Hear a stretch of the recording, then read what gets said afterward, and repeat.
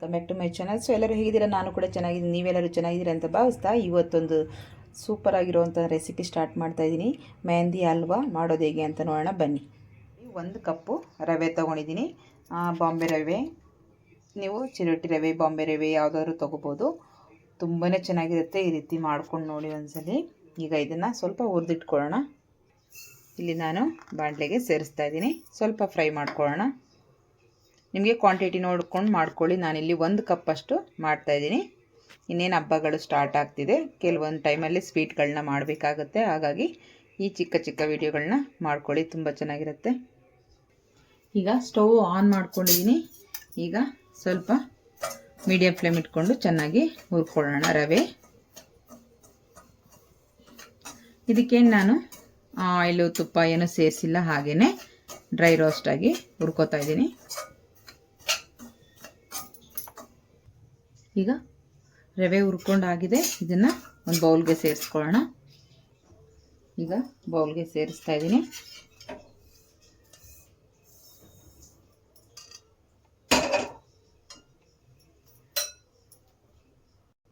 ಈಗ ನಾನು ಯಾವ ಬೌಲಲ್ಲಿ ರವೆ ತೊಗೊಂಡಿದ್ದೀನಿ ಅದೇ ಬೌಲಲ್ಲಿ 2 ಕಪ್ಪಷ್ಟು ಹಾಲನ್ನು ಇದಕ್ಕೆ ಸೇರಿಸಿ ನೆನೆಸಿಡ್ತಾ ಇದ್ದೀನಿ.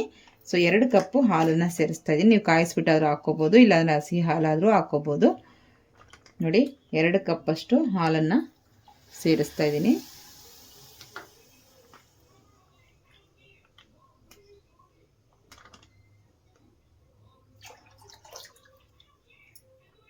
ಈಗ ಚೆನ್ನಾಗಿ ಮಿಕ್ಸ್ ಮಾಡ್ಕೊಳ್ಳೋಣ ಒಂದ್ಸಲಿ.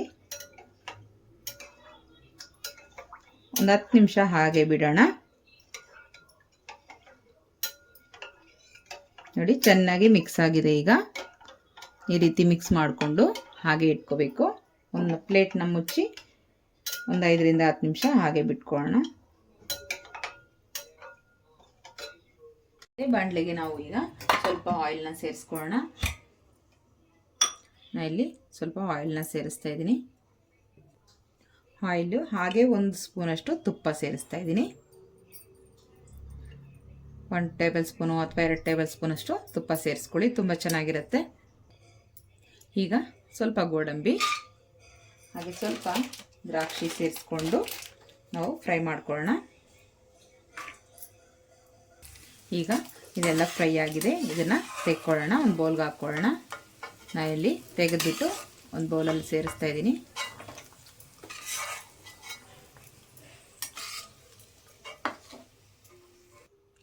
ಈಗ ಅದೇ ಆಯಿಲ್ ತುಪ್ಪಗೆ 1 ಬೌಲಷ್ಟು ಶುಗರ್ನ ಸೇರಿಸ್ಕೊಳ್ಳೋಣ.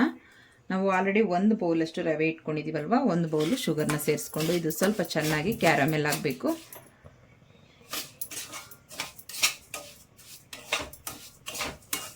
ಈಗ ಇದು ಸ್ವಲ್ಪ ಚೆನ್ನಾಗಿ ಕರಗಲಿ. ಈಗ ನೋಡಿ, ಚೆನ್ನಾಗಿ ಕ್ಯಾರಮೆಲ್ ಆಗ್ತಾ ಇದೆ. ಶುಗರು ಚೆನ್ನಾಗಿ ಕಲರ್ ಕೂಡ ಚೇಂಜ್ ಆಗ್ತಾ ಇದೆ. ಇದು ಚೆನ್ನಾಗಿ ಚೇಂಜ್ ಆಗಬೇಕು ಕಲರು, ಆವಾಗ ಒಂದು ತುಂಬ ಚೆನ್ನಾಗಿರೋ ಒಂದು ಫ್ಲೇವರ್ ಬರುತ್ತೆ. ಹಾಗಾಗಿ ಇದರ ನೇಮ್ ಕೂಡ ಹಾಗೆ ಮೆಹಂದಿ ಹಲ್ವಾ ಅಂತ. ತುಂಬಾ ಚೆನ್ನಾಗಿರುತ್ತೆ. ಇದು ಚೆನ್ನಾಗಿ ಕರಗಬೇಕು ನಮಗೆ ಆಯಿಲಲ್ಲಿ. ನೋಡಿ ಕಲರ್ ಯಾವ ರೀತಿ ಚೇಂಜ್ ಆಗಿದೆ ಅಂತ. ಈ ರೀತಿ ಚೆನ್ನಾಗಿ ಕಲರ್ ಚೇಂಜ್ ಆಗಬೇಕು. ಶುಗರೆಲ್ಲ ನೀಟಾಗಿ ಕರಗಿದೆ ನಮಗೆ. ನೋಡಿ ಎಷ್ಟು ನೀಟಾಗಿ ಕರಗಿದೆ ಅಂತ. ಈಗ ಚೆನ್ನಾಗಿ ಮಿಕ್ಸ್ ಮಾಡಿಕೊಂಡು ನಾವೀಗ ಆಲ್ರೆಡಿ ನಾವು ಕಲಸಿಟ್ಕೊಂಡಿರೋದಿದೆಯಲ್ವ, ಸೊ ಅದನ್ನು ನೀಟಾಗಿ ನಾವು ಇದಕ್ಕೆ ಸೇರಿಸ್ಕೊಳ್ಳೋಣ.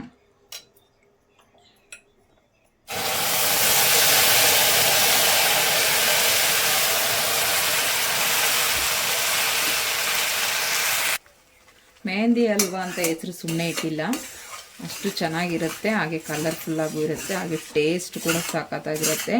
ಯಾವಾಗಲೂ ಮಾಡ್ಕೊಳ್ಳೋ ಹಲ್ವಾಗಳು, ಕೇಸರಿ ಬಾತ್ಗಳು ಇರುತ್ತಲ್ವ, ಸೊ ಅದಕ್ಕಿಂತ 2 ಡಬಲ್ ಟೇಸ್ಟ್ ಇರುತ್ತೆ. ಇದನ್ನು ಮಿಸ್ ಮಾಡಿದೆ, ನೀವು ಟ್ರೈ ಮಾಡಿ ನೋಡಿ ಒಂದ್ಸಲಿ. ಈಗ ನಾವು ಇದಕ್ಕೆ ಸ್ವಲ್ಪ ಗೋಡಂಬಿ ಆಲ್ರೆಡಿ ಫ್ರೈ ಮಾಡಿ ಇಟ್ಕೊಂಡಿರೋದನ್ನ ಸೇರಿಸ್ಕೊಳ್ಳೋಣ. ಹಾಗೆ ಇದಕ್ಕೆ ಏಲಕ್ಕಿ ಪುಡಿ ಮಾಡಿ ಇಟ್ಕೊಂಡಿದ್ದೀನಿ, ಅದನ್ನು ಕೂಡ ಸೇರಿಸ್ತಾ ಇದ್ದೀನಿ, 1 ಟೇಬಲ್ ಸ್ಪೂನಷ್ಟು. ಈಗ ಚೆನ್ನಾಗಿ ಮಿಕ್ಸ್ ಮಾಡ್ಕೊಳ್ಳೋಣ. ಲೋ ಫ್ಲೇಮ್ ಇಟ್ಕೊಂಡು ನೀಟಾಗಿ ಮಿಕ್ಸ್ ಮಾಡ್ಕೊಳ್ಳಿ. ಇವಾಗ ಆಲ್ರೆಡಿ ನಮಗೆ ರವೆ ಕೂಡ ಸ್ವಲ್ಪ ನೆಂದಿರುತ್ತಲ್ವ ಹಾಲಲ್ಲಿ, ಹಾಗಾಗಿ ಅಷ್ಟೊಂದು ದಿನ ಬೇಯಿಸೋ ಅವಶ್ಯಕತೆ ಇರಲ್ಲ. ಸ್ವಲ್ಪ ಹೊತ್ತು ಮಾತ್ರ ಚೆನ್ನಾಗಿ ಹುರ್ಕೋಬೇಕಾಗತ್ತೆ. ಈಗ ನೋಡಿ ಆಲ್ರೆಡಿ ಹಾಕ್ತಾ ಬಂತು ನೋಡಿ, ಇಷ್ಟು ಗಟ್ಟಿ ಬರಬೇಕು, ಚೆನ್ನಾಗಿ ಬೆಂದಿದೆ. ಇವಾಗ 2 ನಿಮಿಷ ನಾವು ಹಾಗೆ ಮುಚ್ಚಿಟ್ಬಿಟ್ರು ಸಾಕು ನೋಡಿ. ಈ ರೀತಿ ಎಲ್ಲ ಸೈಡಿಗೆ ಬರಬೇಕು ನೀಟಾಗಿ.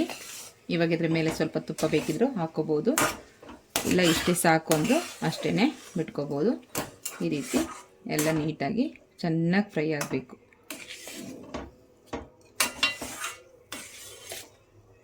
ಈಗ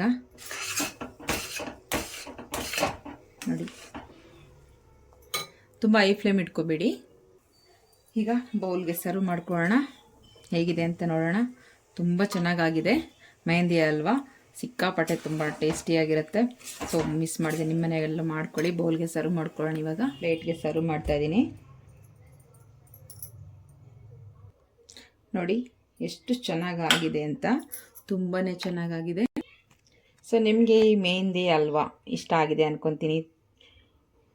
ತುಂಬಾ ಚೆನ್ನಾಗಿರುತ್ತೆ. ಇವಾಗೆಲ್ಲ ಸ್ಪೆಷಲ್ ಹಬ್ಬಗಳು ಎಲ್ಲ ಏನಾದ್ರು ಬಂದರೆ, ಯಾರಾದ್ರು ಬಂದರೆ, ಏನಾದ್ರು ಫಂಕ್ಷನ್ ಇದ್ದರೆ ಈ ರೀತಿ ಮಾಡ್ಕೊಳ್ಳಿ, ತುಂಬಾ ಚೆನ್ನಾಗಿರುತ್ತೆ. ಸೊ ಈ ವಿಡಿಯೋ ನಿಮ್ಗೆ ಎಲ್ಲರಿಗೂ ಇಷ್ಟ ಆಗಿದೆ ಅಂದ್ಕೊತೀನಿ. Thank you for watching. ಮತ್ತೆ ಸಿಗೋಣ ನೆಕ್ಸ್ಟ್ ವಿಡಿಯೋದಲ್ಲಿ. ಅಲ್ಲಿವರೆಗೂ ಟೇಕ್ ಕೇರ್, ಬಾಯ್.